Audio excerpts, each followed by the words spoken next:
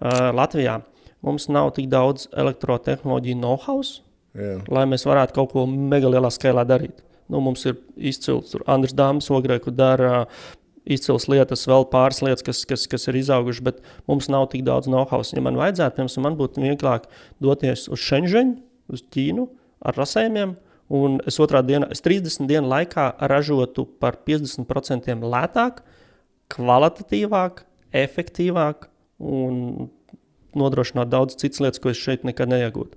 Bet es nekad neģerētu to know-how šeit, es neaudzinātu nākošo paudzi ar šo know-how, es neradītu ap sevīm ekosistēmu, kas var attīstīties tālāk.